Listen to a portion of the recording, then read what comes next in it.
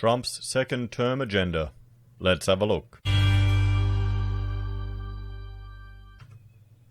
Hello everyone, Florian.Heise here, and welcome to another episode of HeiseSays. Grab your stein of coffee, because I thought we'd have a look at President Donald Trump's second term agenda, what he's proposing to achieve in his second term as President of the USA. It'll be interesting to have a look, and I'd like to start looking at some American news, particularly with regards to their fantastic election, because it's certainly entertaining to us Australians, and I cannot imagine how anyone in their right mind would be voting for Sleepy Joe or Creepy Joe. Really, I just can't. I think they're all just protest voting against Trump because they're just, emotional lefties that can't handle someone who's got his head screwed on. But, that's just the way the world is. I mean, don't get me wrong. I've read Trump's book.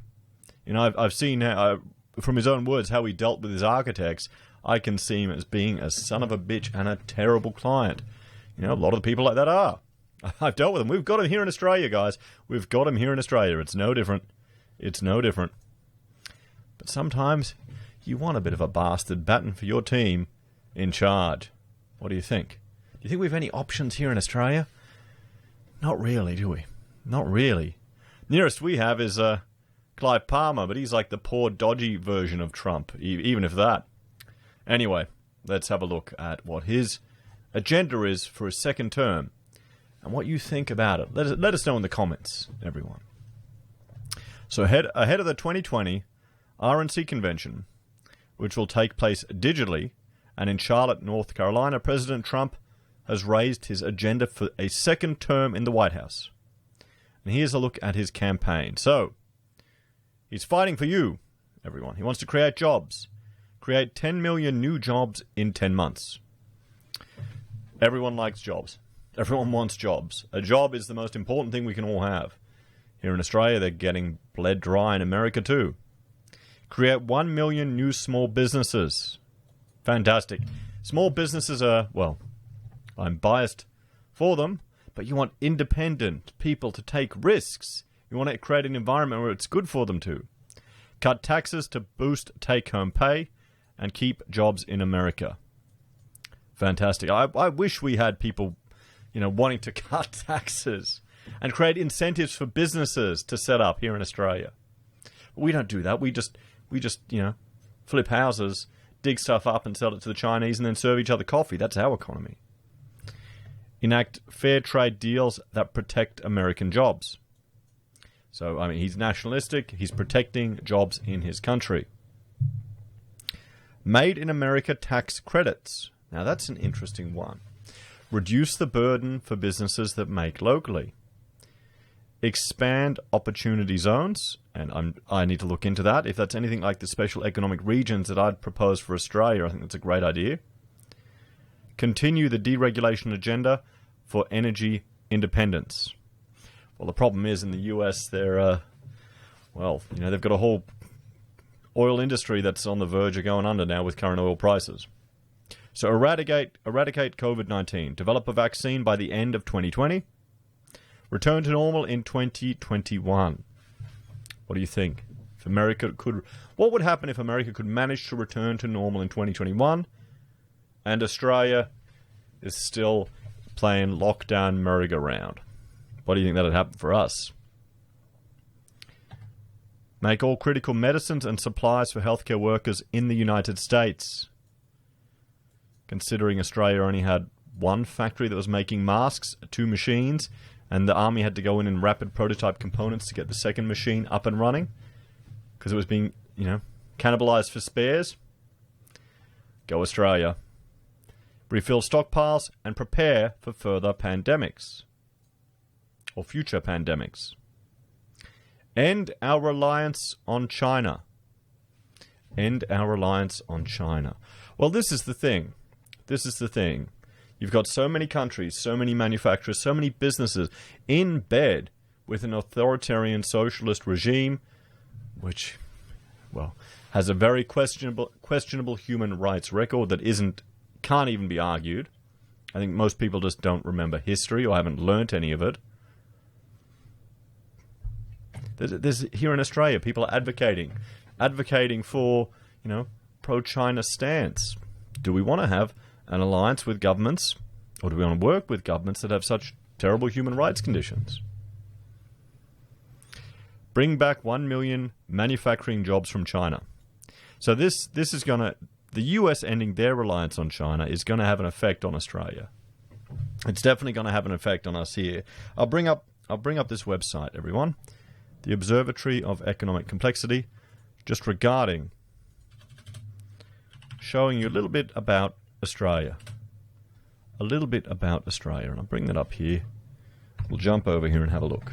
So this is us. This is Australia. We're 73rd in the world with regard to economic complexity. We don't have a very advanced economy. Our days of having a strong and robust manufacturing industry are long gone. Are long gone. People are talking about Australian-made, good quality. Yeah, no, it doesn't exist. There's a lot of stuff would be impossible or prohibitively expensive to even manufacture in Australia. Have a look at what we're exporting. Coal, iron ore, gold, petroleum. And where the destinations? Number one is China, then Japan, then Korea. You know, South Korea, India, and United States. But the biggest issue is our imports as well. Big chunk of them, nearly 25%, come from China, and they're all very complex, very advanced. Broadcasting equipment, cars, packaged medicines. So a lot coming in from overseas, and we're only exporting primitive things. But if China's demand, because what we'll do is we'll have a look at China once it loads up. This is the export relationship between China and Australia. So we're ranked 11th in their destination for exports. Our top product is computers. But if we look at USA,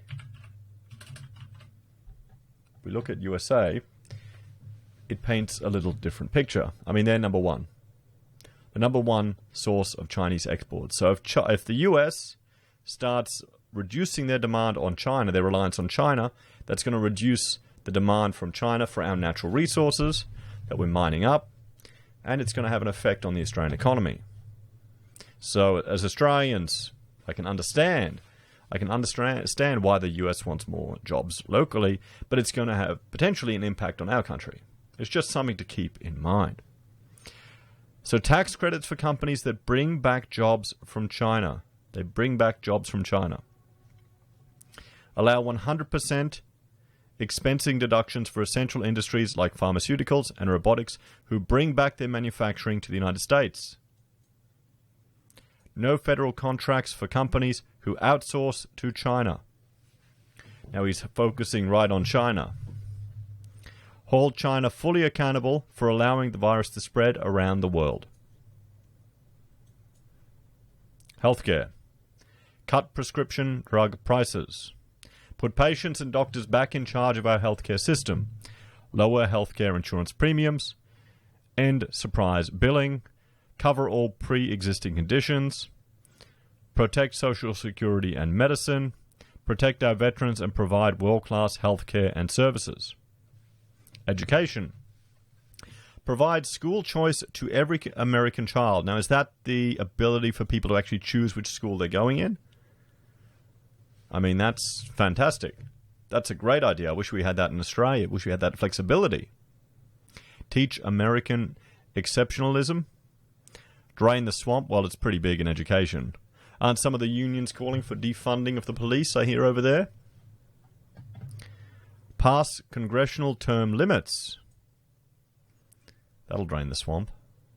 End bureaucratic government bullying of US citizens and small businesses. That'd be great. You know, I mean, I don't know. I don't see. Look at these policies. Look at these agendas that he's putting forward here. He's not that extreme, everyone. He's definitely a left-leaning Republican, that's for sure. Expose Washington's money trail and delegate powers back to people and the states. Drain the globalist swamp by taking on international organizations that hurt American citizens. Defend our police. Fully fund and hire more police and law enforcement officers. Increase criminal penalties for assaults on law enforcement officers. Prosecute drive-by shootings as acts of domestic terrorism. Bring violent extremist groups like Antifa to justice. Well, that's good. Finally acknowledging that Antifa are a violent extremist group, but they're not the ones that are causing all of the protests over in the States. A lot of the violence is now coming from newer groups, from BLM. America's an interesting country. So divided. End cashless bail. Yeah, that's just insane. The cashless bail. You know, it's just a revolving door of criminals. People are getting arrested like time after time after time and just getting out. It's just crazy what they're doing there right now. Keep dangerous criminals locked up until trial. Isn't that the whole point? You're investing in this? In your criminal system? I know there has to be reforms. I know there's some areas that should be considered. But I mean, this here, any reasonable person, regardless of your political position, would, agree to end cashless bail. What do you think? End illegal immigration and protect American workers. See, he's not blocking all immigration. He's not ending all of it. Just the illegal immigration. Block illegal immigrants from becoming eligible for taxpayer-funded welfare, healthcare, and free college tuition. Do they actually have access to that? Mandatory deportation of non-citizen gang members. Now, how is that controversial? Gang members. Dismantle human trafficking networks. See, that's the problem. That's happening as well. There's some of the stories you hear out of people taking children to cross the borders. End sanctuary cities to restore our neighborhoods and protect our families. Well, don't worry. People are just flooding out of them anyway. They're all abandoned in California. Prohibit American companies from replacing United States citizens with low-cost foreign workers. Require new immigrants to be able to support themselves financially. So innovation for the future. Launch Space Force. Establish a permanent manned presence on the moon and send the first manned missions to Mars. Well, that's cool. That will encourage people. Build the world's greatest infrastructure system. Win the race to 5G. And establish a national high-speed wireless internet network. See, here's the thing. America really is the only chance of the free world to beat the communists, to beat China. They really are. For all their problems, for all their issues, for all their strife, they're the only chance we have. Continue to lead the world in access to the cleanest drinking water and cleanest air. See, this is the thing. People don't realize how good we actually have it with a lot, well, here in Australia particularly. Partner with other nations to clean up our planet's oceans. So, America first foreign policy. Stop endless wars and bring our troops home. You know, he's the only president that hasn't started a war. The only one that hasn't started a war. Imagine if Hillary had gotten in.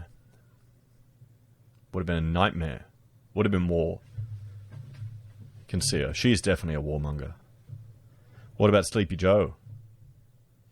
You won't know what's going on. Get allies to pay their fair share. Maintain and expand America's unrivaled military strength. Wipe out global terrorists who threaten to harm Americans. Build a greater cybersecurity defense system and missile defense system. Join Town Hall VIP and use the promo code CreepyJoe.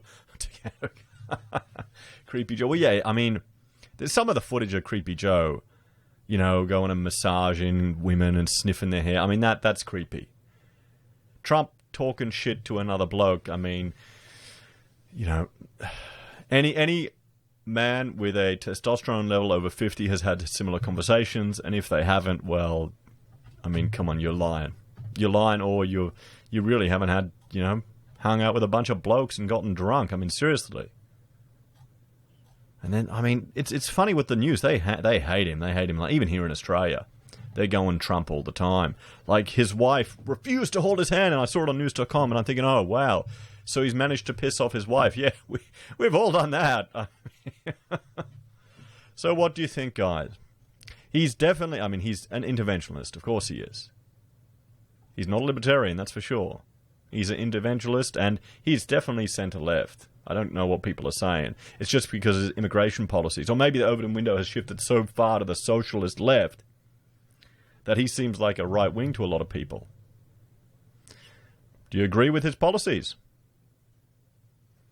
Do you think Australia would have any leaders like this? Do you think this will win in the election? Will people actually vote for Sleepy Joe? Let me know your thoughts and opinions in the comments down below.